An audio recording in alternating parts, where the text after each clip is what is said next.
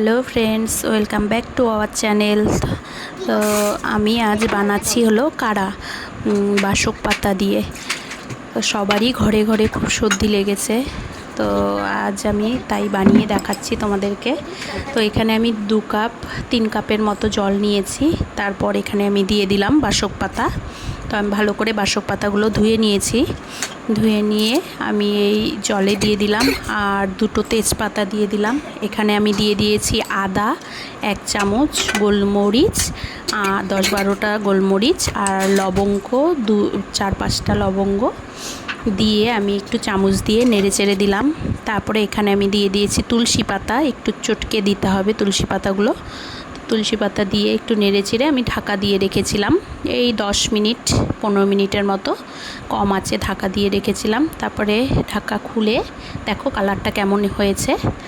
তো বাসক পাতার কালার এসেছে এখানে। তারপর আমি এখানে ছাঁকনি দিয়ে ছেঁকে নিচ্ছি ভালো করে।